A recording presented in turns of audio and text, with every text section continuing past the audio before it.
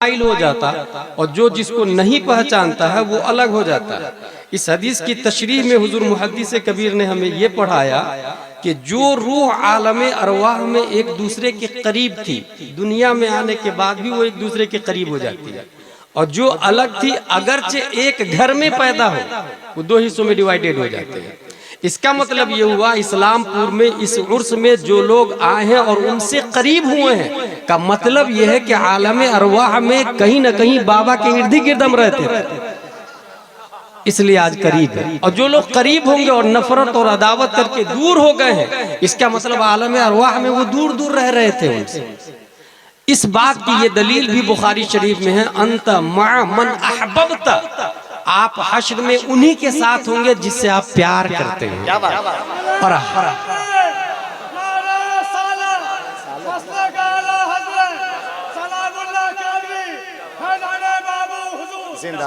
और हम प्यार करते हैं सैयद साहब से, हम प्यार करते हैं अपने बुजुर्गों से।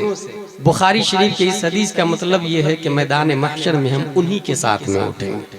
अब आइए हम गुफ्तगू की शुरुआत इससे करते हैं। डॉक्टर एलिस सिल्वर, ये एक साइंटिस्ट है, उसने 50 से ज्यादा दलीलें इस बात पर दी है कि इंसान यहाँ का रहने वाला नहीं है, वो कहीं और से आया है। जिस तरीके से ये एक प्लेनेट है, ये एक गोला है, ऐसे ही मर्क्यूरी भी एक गोला है, वीनस एक गोला है, अर्थ गोला जिस पर हम है, मार्स है, जुपिटर है। एक ने नेपट्टून को दाखिल किया, दूसरे साइंटिस्ट ने उसको खारिज कर दिया। डॉक्टर एलिस सिल्वर का कहना है कि इंसान दूसरे प्लेनेट से पनिशमेंट के तौर पर यहाँ आया है, उसे सजा दी गई। उसकी जो दलाइल है उसके जो उसमें से एक ये है कि आप सूरज की तपिश को बर्दाश्त नहीं कर पाते। इसका मतलब इंसान वहां से आया है जहां सूरज का रेडिएशन नहीं है। आप अगर खाना खाते हैं तो जमीन को फाड़ते हैं, गेहूं का एक बीज लगाते हैं, वो बीज जमीन से लड़ती है, लड़ते लड़ते लड़ते अगर वो हार जाए तो वो दाना निस्तो नाबूद हो जाता है, और अगर वो जीत जाए तो जमीन की छाती फाड़ के बाहर निकलता है। फिर इस एक गेहूं के दाने से 50 दाने बनते हैं। पकने के बाद हम काटते हैं, कुटाते हैं, पिसाते हैं, माँ और बहनें उसमें पानी मिलाती, आटा का गोला बनाती, बेलन पे बेलती है, तवा में तलती है। अभी खाते नहीं है, सेम प्रोसेसिंग सब्जी की होती है।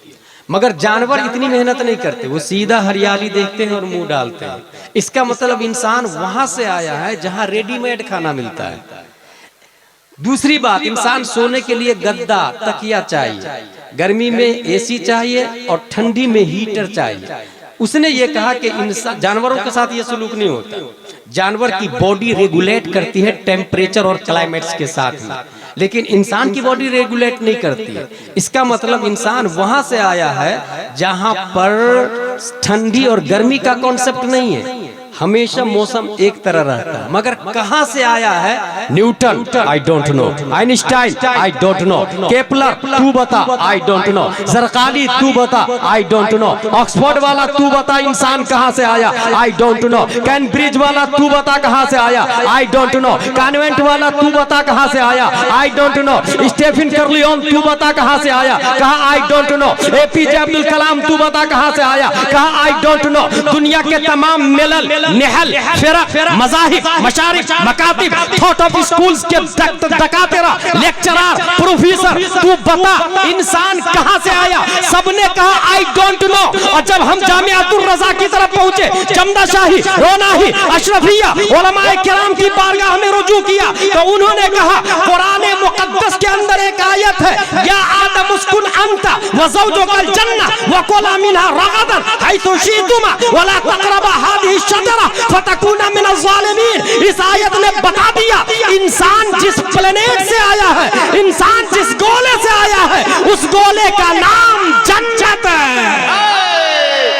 नारे तकबीर।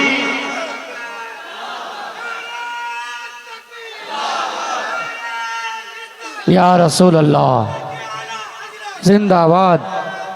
अल्लाह अकबर। वहां सूरज का रेडिएशन नहीं है भाई साहब, और वहां का टेम्परेचर बॉडी के क्लाइमेक्स के साथ में है, और वहां खाने के लिए जमीन को फाड़ना नहीं पड़ता। आई वॉन्ट टू फिश, मछली हाजिर, I want two fruit, fruit हाजिर, आई वांट टू ग्रेप्स, अंगूर हाजिर। ये तमाम दलाइल अगर फिट होते हैं तो सिर्फ इस बात पर फिट होते हैं कि इंसान जिस प्लेनेट से आया है वो जन्नत है, आने वाले हजरत आदम अलैहिस्सलाम है, हजरत हव्वा रज़ियल्लाहु ताला अन्हा है। जिस प्लेनेट पे हम रहते हैं, अब उसके बारे में हम आते हैं। ये जो इंसानों की आप शक्लें देख रहे हैं और कलर देख रहे हैं, मुख्तलिफुल मिजाज भी है। उसकी लॉजिक क्या है? कुरान शरीफ की एक आयत है, हम लोग जब किसी का इंतकाल होता है तो दफन करते हैं, मिनहा खलकनाकुम व फीहा नुईदुकुम व मिनहा नुखरिजुकुम तारतन उखरा। इस आयत की तफसीर में मुफस्सिरीन लिखते हैं, जो जहाँ की मिट्टी से पैदा होता है वहीं दफन होता है, और जिस कलर की मिट्टी से पैदा होता है इंसान का कलर वही होता है। जितने कलर है 7.5 अरब लोगों में, वो सब के सब कलर जमीन के अंदर पाई जाती है।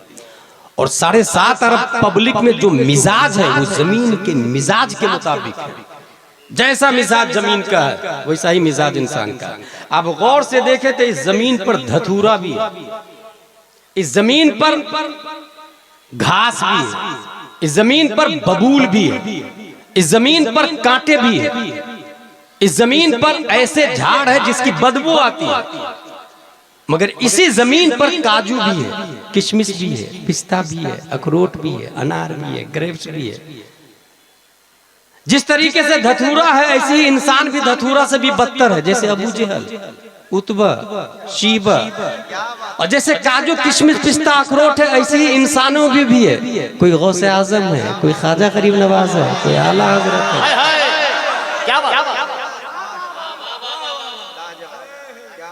जमीन के अंदर कुछ वो पौधे हैं जो खुद भी मुस्तफीज है, दूसरे को भी मुस्तफीज करते हैं। ऐसे ही यही हाल इंसानों का भी है। मगर एक क्वेश्चन यहाँ पैदा होता है कि जो लोग इस्लामपुर में पैदा हुए हैं लेकिन उनका वो हज करने जाते हैं तो वही इंतकाल हो जाता, तो मदीने शरीफ में दफन हो जाते हैं, फिर वो कहाँ की मिट्टी से पैदा हुए थे?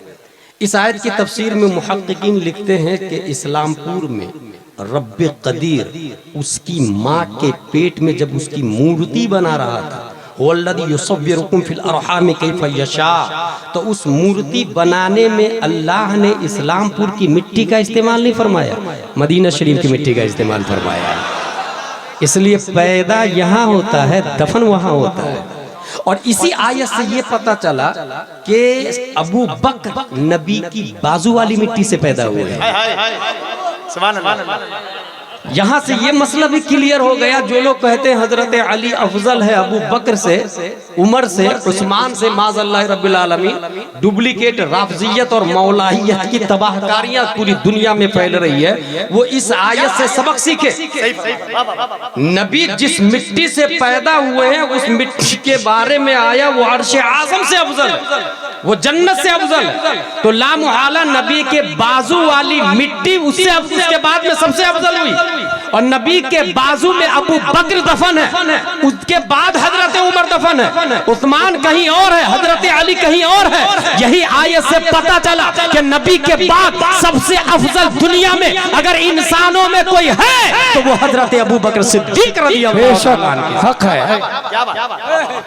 अब कुछ लोग वो है जो दूसरे को नुकसान पहुंचाते हैं, जैसे कांटा है, जैसे धतूरा है, खाए इंसान तो मर जाए। ऐसे ही अबू जहल और अशरफ अली थानवी है, इंसान को अगर रोग लग जाए इनका तो उसका अकीदा भी मर जाता है। जिस तरीके से बबूल का कांट दूसरे को तकलीफ देता है, ऐसे ही दुनिया में भी इंसान तकलीफ देता है। मगर इसी जमीन पर कुछ लोग सैयद शाह सनाउल्लाह बाबा की शक्ल में पैदा होते हैं। बेशक उर्स कैसे होता है? सबसे पहले तो ये क्लियर कर ले आप कि मुर्दा कौन है और जिंदा कौन है। इस हवाले से कॉमन सेंस ये है हमारे किशनगंज के एरिया में कि किसी का इंतकाल हुआ, हम लोग दफन कर देते हैं, मस्जिद में ऐलान भी हो जाता है फला का इंतकाल हुआ, नमाज जनाजा फला मस्जिद में, इन्ना लिल्लाहि व इन्ना इलैहि राजिऊन। 3 दिन के बाद कोई आके पूछे भाई वो जैद साहब कहाँ है? बोले उनका इंतकाल हो गया, मर गए हो। तो 3 दिन हो गए मरे हुए, आज तीजा था उसका, आज 10वां था, आज 20वां था, 40वां था, इंतकाल हो गया। रूह जिस्म से निकल गई मीन्स ही इज डेड, वो मर गया। लेकिन यहाँ पर जितने लोग बैठे हैं सबकी रूह बदन में बाकी है। अगर कोई पूछे फला आदमी कहाँ है तो उससे सनाई में गए हुए, जिंदा है। इसका मतलब यह हुआ कि रूह बदन में बाकी है तो वो जिंदा है, रूह निकल गई तो वो मुर्दा है। यही कॉमन सेंस है। इसको क्रॉस का निशान लगाए और डस्टबिन में डाल के डिलीट कर दे, गलत। रूह का बाकी रहना यह जिंदा होने की दलील नहीं है, और रूह का निकल जाना यह मुर्दा होने की भी दलील नहीं है। इसकी वजह कुरान शरीफ की आयत है मेरे पास। हुजूर सल्लल्लाहु तआला अलैहि वसल्लम ने अबू जहल से कहा, अबू जहल कलमा पढ़ लो, मान लो ला इलाहा इल्लल्लाह इन्नी रसूलुल्लाह। उसने रिजेक्ट कर दिया। एक बार, दो बार, तीन बार नबी ने बार बार इसरार किया। जिब्रील अलैहिस्सलाम तशरीफ लाए, या रसूल अल्लाह ये मुर्दा है। A question arises, should we note at this point? Abu Jahl is walking, Islam said he is dead. His eyes are watching, Islam said he is dead. His hands are catching, Islam said he is dead. His feet are walking, Islam said he is dead. His heart is beating, Islam said he is dead. His tongue is talking, Islam said he is dead. Abu जहल बीवी बच्चे वाला आदमी है, मलकुल मौत आके रूह निकाल के ले नहीं गए हैं अभी, मगर इस्लाम ने जीते जी कहा कि ये मुर्दा है।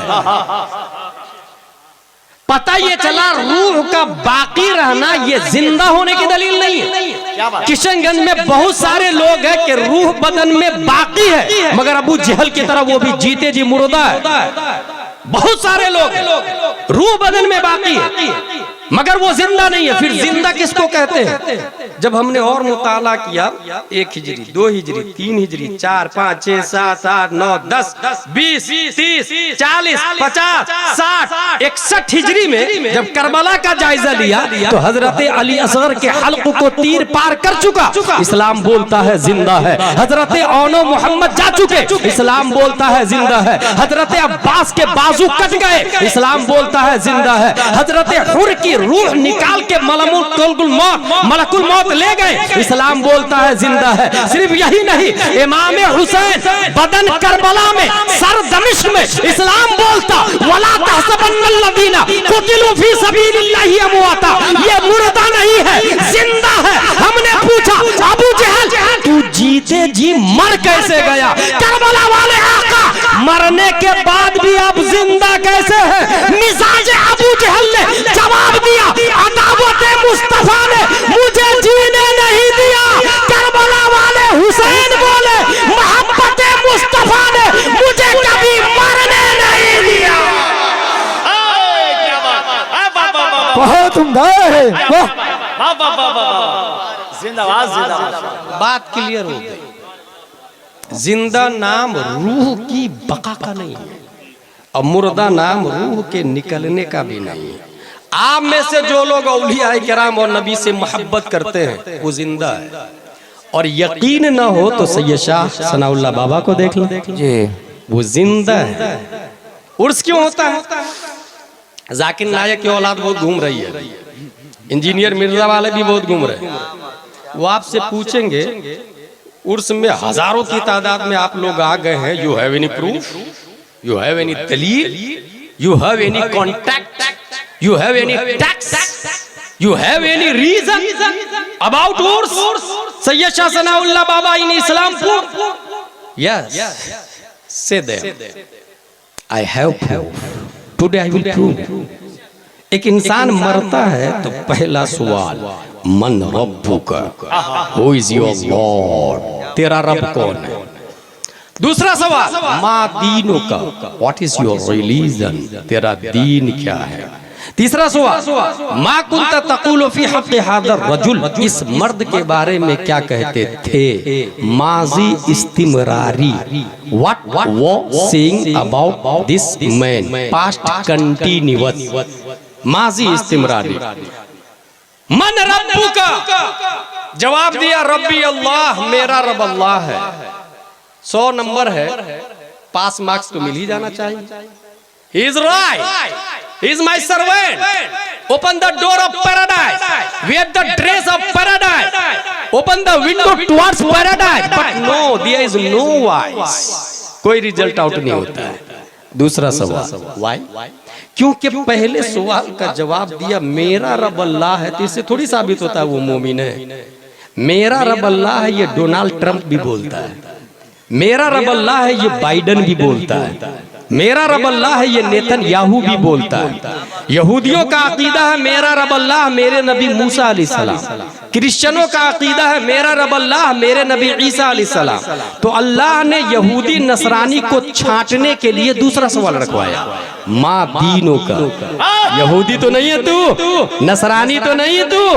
जवाब दिया नो नो नो, मैं यहूदी नसरानी नहीं हूँ, दीन इस्लाम, मैं मुसलमान हूँ, यहूदी नहीं हूँ, नसरानी नहीं हूँ। अब तो रिजल्ट आउट हो जाना चाहिए, अब पास मार्क्स मिल जाना चाहिए, मगर नहीं, मेरा रब अल्लाह और मैं मुसलमान हूँ, ये सिर्फ मुसलमानों का जवाब नहीं, ये वहाबी भी बोलता है मैं मुसलमान हूँ, देवबंदी भी बोलता मैं मुसलमान हूँ, राफजी भी बोलता मैं मुसलमान हूँ, मुअतज़िला भी बोलता मैं मुसलमान हूँ, दहरिया भी बोलता मैं मुसलमान हूँ, जबरिया भी बोलता मैं मुसलमान हूँ, कादरिया भी बोलता मैं मुसलमान हूँ, अहले हदीस भी बोलता मैं मुसलमान हूँ, चकरालवी भी बोलता मैं मुसलमान हूँ। इसलिए रब्बे कदीर ने मुसलमानों को वहाबी देवबंदी फिरक़े बातिला से छांटने के लिए तीसरा सवाल रखवाया, मा कुंत तक़ूलु फी हक़्क़ि हाज़ा रजुल, इस मर्द के बारे में तू दुनिया में क्या बोलता था, इस मर्द के बारे में क्या अकीदा था, इस मर्द के बारे में क्या ऐसा लिखता था। बिलफर्ज बादे ज़माने नबवी कोई नबी आ जाए तो खातमियत मोहम्मदी में कुछ फर्क नहीं आएगा। इस मर्द के बारे में क्या तू ऐसा बोलता था, जितना इल्म रसूलुल्लाह को है उतना इल्म जानवरों को है, माज़ल्लाह रब्बिल आलमीन। इस मर्द के बारे में तू क्या ऐसा बोलता था। अलहासिल गौर करना चाहिए कि शैतान व मलकुल मौत का हाल देखकर इल्म मुहीत ज़मीन का फ़ख्र आलम को खिलाफ नसूस क़तइय्या के बिला दलील महज़ क़यास फासिदा से साबित करना शिर्क नहीं तो कौन सा ईमान का हिस्सा है। शैतान व मलकुल मौत को ये उसद नस्स क़तई से साबित हुई, फ़ख्र आलम के उसद इल्म की कौन सी नस्स क़तई है जिससे तमाम नसूस को रद्द करके एक शिर्क साबित करता है। इस मर्द के बारे में क्या कहते था, मर के मिट्टी में मिल गए ये कहता था, या फिर ये कहता था तू जिंदा है वल्लाह, तू जिंदा है वल्लाह, मेरी चश्मे आलम से छुप जाने वाले। बता इस मर्द के बारे में क्या कहता था, क्या ये कहता था कि नफ्ज़े मोहम्मद जिसका नाम हो वो किसी चीज का मालिक व मुख्तार नहीं है, ये कहता था, या फिर ये कहता था जहां में उनकी चलती है वो दम में कैसे क्या कर दे, जमीन को आसमां कर दे, सुरैया को सरा कर दे।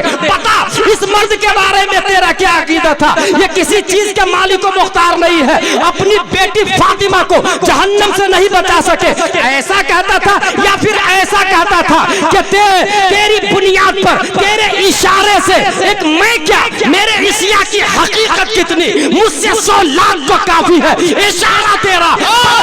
इस मर्द के बारे में तेरा क्या अकीदा था, और इस मर्द को वही पहचानेगा जो ओरिजिनल सुन्नी सही उल अकीदा होगा। क्या बात है,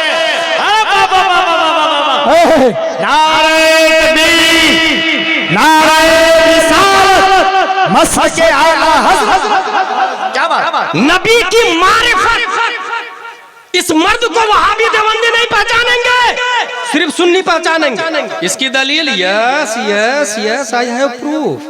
हुजूर सल्लल्लाहु अलैहि वसल्लम फरमाती वल्लाहि इन्नी ला अअरिफु हजरन बिमक्का कान युसल्ली अलैया क़ब्ल अन उबअस व इन्नी ला अअरिफुहुल आन। मैं उस पत्थर को पहचानता हूँ जो क़ब्ले बिअसत मुझे सलाम किया करता है। और कीजिएगा, नबी ने एक पत्थर को नहीं देखा, आप लोगों ने कितने पत्थर को देखा, हजारों पत्थर को देखा होगा। नबी का जुमला देखें, नबी ने हजारों नहीं करोड़ों को देखा, बल्कि नबी पूरी दुनिया को हथेली में देख रहे हैं। तो नबी ने तो हर पत्थर को देखा, मगर जुमला क्या कहा नबी ने, वल्लाहि ला अअरिफु, मैं उस पत्थर को पहचानता हूँ, काना युसल्लिमु अलैया क़ब्ल अन उबअस, जो पत्थर मुझे सलाम करता था। इसका मतलब ये हुआ कि दुनिया में पत्थर तो बेशुमार है, नबी सुन्नी पत्थर को पहचानते, सुन्नी पत्थर को, जो पत्थर सलाम करता है नबी उसको पहचान रहे हैं। नबी का जुमला देखे युसल्लिमु अलैया, सलाम का लफ्ज आया, और पूरी दुनिया में सलातो सलाम जुमा के दिन खड़े होके कौन पढ़ता, सुन्नी। अफ्रीका वाला, लंदन वाला, डरबन वाला, लीबिया वाला, तुनिस वाला, जजायर वाला, मगरिब वाला, मुरितानिया वाला, जिबूती वाला, सुमाल वाला, जुजुल कमर वाला, नाइजीरिया वाला, इटली, सिसिली, डरबन, माना मालूम हो या ना मालूम हो, मीनिंग जानता हो या ना जानता हो, मगर जुमा के दिन बादे जुमा खड़े हो जाते हैं और कहते हैं मुस्तफा जाने रहमत पे लाखों सलाम, शमे बज़ में हिदायत पे लाखों सलाम, या नबी सलाम अलैका, या रसूल सलाम अलैका। पता ये चला नबी पर सलाम सुन्नी पड़ता है तो नबी सुन्नियों को पहचान लेंगे और सुन्नी नबी को पहचान लेगा। नारे तकबीर, अल्लाहु अकबर, नारे रिसालत, या रसूल अल्लाह, मसलके आला हज़रत जिंदाबाद, हज़रत मौलाना गुलाम जिलानी अज़हरी साहिब। अच्छा, एक और हदीस शरीफ है पहचान के हवाले से, मारिफत मुस्तफ़ा पर एक और हदीस शरीफ है मेरे पास। मन सल्ला अलैया यौमल जुमुअह औ लैलतल जुमुअह क़दल्लाहु लहु मिन हाजा 70 मिन हवाइजिल आखिरह व 30 मिन हवाइजिद दुनिया थुम्मा युअक्किलुल्लाहु बिज़ालिका मलाका इला आखिर। जुमा के दिन या जुमा की रात कोई दुरूद शरीफ पढ़ता है, फरिश्ते उसको नबी की बारगाह में ऐसे पेश करते हैं जैसे कोई पब्लिक अपने राजा को गिफ्ट दिया करती है। अच्छा, लफ्ज क्या लिखा हुआ है? वयुखबिरुनी मन सल्ला अलैया बिइस्मिही व नसबिही इला अशीरतिही। या रसूल अल्लाह, ये फला आदमी है, इसमें ही उसका नाम लेता फरिश्ता। या रसूल अल्लाह, फॉर एग्जाम्पल ये इस्लामपुर का फला आदमी है, बे इसमें ही वो नसब ही, उसका नसब भी बयान करता है, उसका बाप का नाम ये है, दादा का नाम ये, परदादा का नाम ये, एला अशीरत ही, खानदान दर खानदान का नाम। लफ्ज देखिए, इसम आया, नसब आया, अशीरा आया, यानी दादा, परदादा, लकरदादा, छकरदादा, हकरदादा, सबका नाम। अब अगला जुमला क्या है? नबी फरमाते हैं वो उसब्बितहु इंदी फी सहीफतिन बैदो, मैं उसको सफेद रजिस्टर में महफूज कर लेता हूँ। क्या आया हदीस शरीफ में? वो उसब्बितहु इंदी फी सहीफतिन बैदो, सफेद रजिस्टर में उसको महफूज कर लेता हूँ। अच्छा, मैं महफूज करता हूँ, ये लिखता हूँ क्यों? ताकि आप लोग को तकरीर सुना सकूं। लेकिन नबी की मेमोरी पावर छोटी मोटी नहीं है, बल्कि अल्लामा दहलान ज़ैनी सीरतुन नबविय्या में लिखते हैं, इन्नल्लाह तआला लम युअति जमीअन नास मिन बदाई दुनिया इला इनक़िज़ाइहा मिनल अक़ल फी जंबि अक़लिही सल्लल्लाहु अलैहि वसल्लम। दुनिया के अंदर रेगिस्तान आप लोगों ने देखा होगा, रेत में उंगली डुबोए, ये नाखून में तकरीबन 40-50 रेत के जर्रे आ जाएंगे, एक जर्रे रेत की कोई हैसियत नहीं है सरापा रेगिस्तान के सामने में। ऐसी समंदर में उंगली डुबोए, 1-2 कतरा पानी आया, एक कतरा पानी की कोई हैसियत नहीं है पूरे समंदर के सामने में। इसके अंदर ये आया हदीस शरीफ के अंदर कि अल्लाह ने जितनी अक्ल नबी को दी है, पूरी दुनिया की अक्ल आदम से लेकर कयामत तक जर्रे एक रेत के बराबर है, एक जर्रे रेत के बराबर। और सरापा रेगिस्तान से ज्यादा अल्लाह ने मुस्तफा को अक्ल दे दी है। इसलिए नबी भूल नहीं सकते, नबी की मेमोरी पावर दुनिया में सबसे ज्यादा। फिर नबी क्यों लिखते हैं? भाई साहब, नबी अपने लिए नहीं, हमारे लिए लिखते हैं। और हमें जरूरत कब पड़ती है? सबसे ज्यादा जरूरत ये आखिरत में पड़ती है, और आखिरत की इब्तिदा मरने से हो जाती है।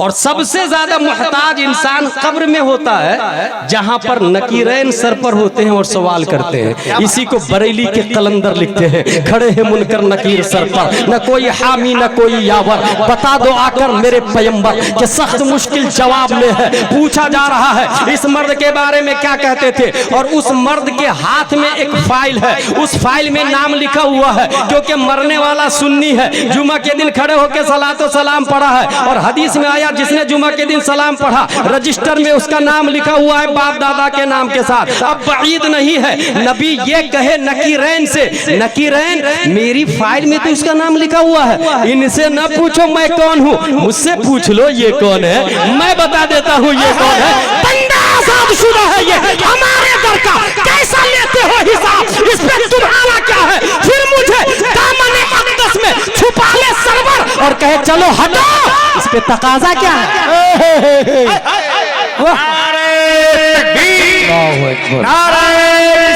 या रसूल अल्लाह।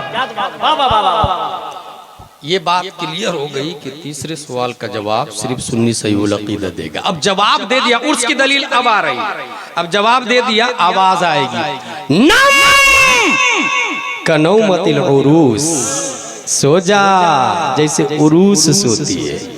उरूस कहते हैं दुल्हन, और अरीस कहते हैं दूल्हा को। निकाह जब पढ़ते हैं हम लोग ना तो उसमें लिखा रहता है दस्तखत उरूस, दुल्हन के दस्तखत, दस्तखत अरीस, दूल्हे का दस्तखत, वो लिखा रहता है उसमें कहीं कहीं पर। ये जो उरूस है ना, ये है मुश्तक, जैसे क्रिकेटर ये बना है क्रिकेट से, प्लेयर बना है प्ले से, टीचर बना है टीच से, ऐसे ही आलिम बना है इल्म से, फाजिल बना है फजल से, मुशर्रिफ बना है शर्फ से, ये मादा है। ऐसे ही अरीस बना है उर्स से, अरूस बना है उर्स से। उर्स मस्दर है, अरूस मुश्तक है, उर्स मस्दर है, अरीस मुश्तक है। जहां उर्स नहीं होगा अरूस का तहक्कुक नहीं हो सकता। उर्स के बगैर अरीस वारिस वजूद में नहीं आ सकता। पता ये चला सो जा जैसे अरूस सोती है। उर्स का लफ्ज हदीस शरीफ में आया है, मुश्तक की सूरत में आया है, मगर हाँ ये उसके लिए आया है जो तीन क्वेश्चन का आंसर दे दिया है, उसके लिए आया जो तीनों सवालों का जवाब दे दिया है।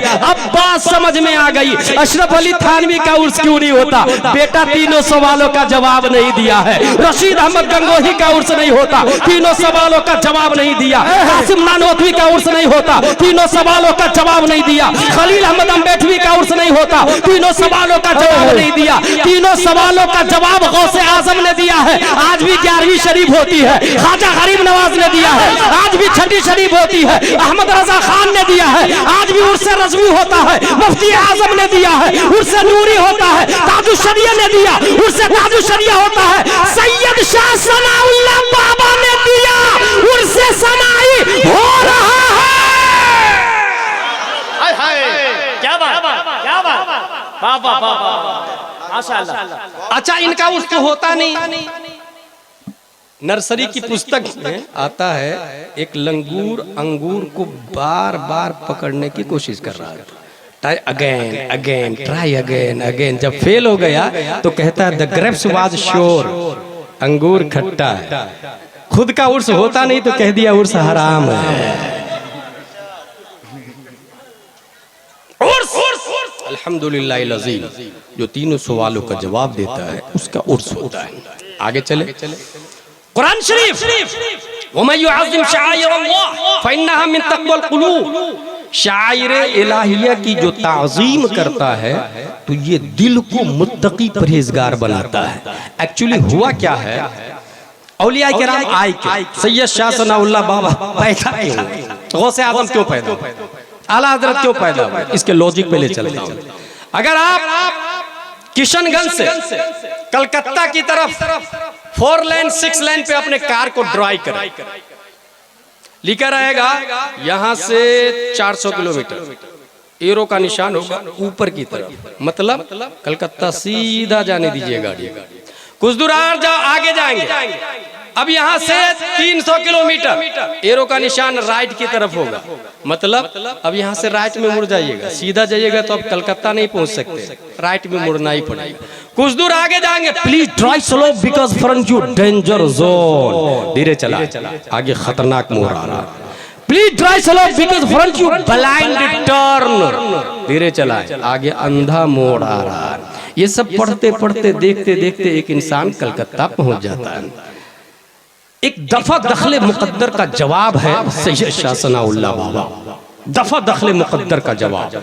सवाल ये है मालिको मौला, ये किशनगंज से कलकत्ता का हाईवे डामर सरिया सीमेंट कंक्रीट पत्थर गिट्टी से बना हुआ, बगैर सिग्नल के हम नहीं चल पाते, बगैर एरो के हम नहीं चल पाते, बगैर रम्ज के नहीं चल पाते, बगैर इशारा और नुसूब के नहीं चल पाते।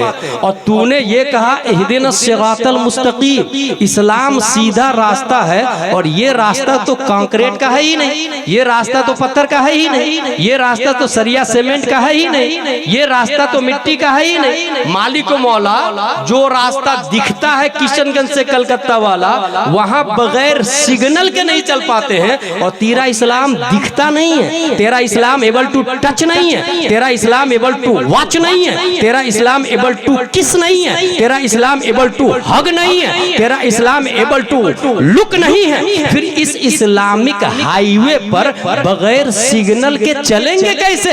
बस ये एतराज था। दफा दखले मुकद्दर के तहत रब्बे कदीर ने इस्लामिक हाईवे के दोनों किनारे सिग्नल लगाना शुरू कर दिया। रब्बे कदीर ने नूरे मुस्तफा का एक टुकड़ा साबित की पीठ में रखा तो 80 हिजरी में कूफा की धरती पर अल्लाह का सिग्नल बनके इमाम आजम अबू हनीफा पैदा होते हैं। नूरे मुस्तफा का एक टुकड़ा शेख अबू सालेह की पीठ में रखा 470 हिजरी में जीलान की धरती पर अल्लाह का सिग्नल बनके शेख अब्दुल कादिर जीलानी पैदा होते हैं। नूरे मुस्तफा का एक टुकड़ा ख्वाजा गयासुद्दीन की पीठ में रखा 533 हिजरी में संजर की धरती पर हिंदुस्तान के लिए सिग्नल इलाही बनके ख्वाजा गरीब नवाज पैदा होते हैं। नूरे मुस्तफा का एक टुकड़ा अल्लामा नकी अली खां की पीठ में रखा 10 शब्बान 1272 हिजरी 14 जून 1856 ईस्वी में सुन्नियों के लिए सिग्नल इलाही बनके इमाम अहमद रजा खान पैदा हुए। और जिस तरीके से किशनगंज से कलकत्ता जाते समय सिग्नल की मुखालफत करने वाला कलकत्ता नहीं पहुंच सकता, इस्लामिक हाईवे के सिग्नल गौसे आजम है, ख्वाजा है, आला हजरत है, सैयद शाह बाबा है। जिसने इस सिग्नल की मुखालफत की उसकी मंजिल कभी जन्नत नहीं हो सकती, वो अपनी मंजिल की तरफ नहीं पहुंच पाएगा।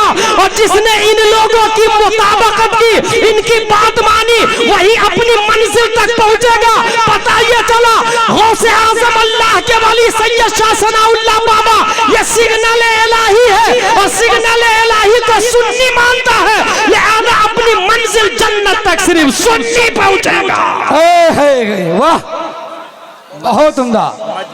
मजमे से नहीं, मजमे से बिल्कुल जोरदार नारा लगना चाहिए। एक आदमी खड़े होकर के नारा लगाइए बीच से। सनाउल्लाह का दीवाना है जो खड़े होकर नारा लगा सकते हैं। जोर से जवाब दो भाई, जवाब दो, जवाब दो। वाह वाह वाह यार अल्लाहू अकबर यार, बहुत बात समझ में आ गई। सिग्नल इलाही की जो मुताबकत करेगा वही मंजिल तक पहुंचेगा। यहाँ आपसे कोई पूछेगा जाकिर नायक की औलाद, भाई ये गौसे आजम और सैयद शाह बाबा या आला हजरत ये सिग्नल है, ये सिर्फ तुम्ही को दिखता है? ये रोड वाला सिग्नल सबको दिखता है, काफिर मुशरिक को भी दिखता है। और ये गौसे आजम और आला हजरत सिग्नल है, ये सिर्फ सुन्नी को दिखता है। इसलिए कयास मअल फारिक है। अगर वो ऐसा बोले तो कहिएगा प्रो लिसन टू मी केयरफुली। ये जो किशनगंज से कलकत्ता का हाईवे है 6 लेन 4 लेन, रात में सिग्नल उसी को नजर आता है जिसके फॉर्च्यूनर में लाइट होती है, एक्टिवा में लाइट होती है, टोयोटा में लाइट होती है, अल्टो में लाइट होती है, औरा में लाइट होती है, स्कॉर्पियो में लाइट होती है, एक्टिवा में लाइट होती है। अगर लाइट नहीं है तो वो सिग्नल नजर नहीं आता। बात समझ में आ गई। सिग्नल तो है गौसे आजम, सिग्नल तो है आला हजरत, देखने के लिए छाती में ईमान की लाइट चाहिए और साने मसनू से साने पर इस्तिदलाल। ये इस बात की दलील है कि अगर ये हमको नजर आते हैं तो मतलब ये है कि ईमान सिर्फ और सिर्फ हमारे पास है। ईमान सिर्फ और सिर्फ हमारे पास। ये पूरे उर्स की बहस क्लियर हो गई। साहिब उर्स इंसान कैसे बनता है, अब इसको सुने। अल्लाह तबारक व तआला ने इंसान को पैदा किया और पैदा करने के बाद उसे सिस्टम दिया। जैसे ये फोन है, बहुत सस्ता वाला, इसका नाम है रेडमी। शहबाज भाई के पास और रहबर साहब के पास महंगा वाला, ये अमीर आदमी सब है ये लोग। लेकिन ये जो मोबाइल निकलता है ना, अगर खरीदने के लिए आप जाए तो एक डब्बा मिलता है और डब्बा के साथ साथ में एक छोटा सा किताबचा मिलता है, बुकलेट। उसमें लिखा रहता है ये सिम कितनी लगेगी, इसमें बैटरी की कैपेसिटी क्या है, चलाने का तरीका क्या है, पूरा बायोलॉजी उस किताबचा के अंदर होता है। कुदरत की कंपनी का बेहतरीन शाहकार इंसान है। ये इंसान हाथ, आंख, कान, नाक, पांव वाला है। आंख का इस्तेमाल कहाँ करेगा, कुरान शरीफ के अंदर आया है। हाथ का इस्तेमाल कहाँ करेगा, कुरान शरीफ के अंदर आया है। पांव का इस्तेमाल कहाँ करेगा, कुरान शरीफ के अंदर आया है। पूरी बॉडी इंसान की वो कहाँ इस्तेमाल करेगा? पूरा बुकलेट सरापा कुरान मुकद्दस इंसान की लाइफ स्टाइल है। कुरान शरीफ सिर्फ और सिर्फ पढ़ने के लिए नहीं है, कुरान शरीफ अंडरस्टैंडिंग के लिए है। जिस तरीके से भारत संविधान के बगैर नहीं चल सकता, अमेरिका कॉन्स्टिट्यूशन ऑफ अमेरिका के बगैर नहीं चल सकता, डरबन संविधान ऑफ डरबन के बगैर नहीं चल सकता, लीबिया कॉन्स्टिट्यूशन ऑफ लीबिया के बगैर नहीं चल सकता, सऊदिया निजाम सऊदिया के बगैर नहीं चल सकता। हर मुल्क का एक सिस्टम है और जाब्ता लिखा हुआ है। जिस तरीके से मुल्क अपने जाब्ता के बगैर नहीं चल सकता, ऐसे ही इंसान कुरान के बगैर नहीं चल सकता है। इंसान की आंख कुरान के बगैर खता कर सकती है, इंसान का पांव कुरान के बगैर खता कर सकता है। अब बात समझ में आ गई कि कुरान मुकद्दस अल्लाह ने इंसान को चलाने के लिए पैदा किया है, इसलिए कुरान में आया इन्ना हादल कुरान यहदी लिल्लती ही अक़वम। अब आपसे कोई ये सवाल करेगा कि भाई साहब संविधान के अंदर तब्दीली आती है, जमाने बदलते हैं, इंसान बदलता है, कॉन्स्टिट्यूशन बदल जाता है, भारत का निजाम बदलता है, दुनिया का सिस्टम बदलता है, वो फ्लेक्सिबल निजाम है, लचक वाला निजाम है, सबके अंदर तब्दीली होती है, तो कुरान शरीफ के अंदर भी तब्दीली होनी चाहिए। तो उसका जवाब यह है, सुने दुनिया के जितने सिस्टम है सब इंसान ने लिखा, इंसान, और इंसान के सामने माजी है, इंसान के सामने हाल है, इंसान के सामने मुस्तकबिल है। इंसान के लिए जमाने के 3 किस्में हैं, पास्ट, प्रेजेंट, फ्यूचर। पास्ट देखा नहीं है, प्रेजेंट में है, फ्यूचर आने वाला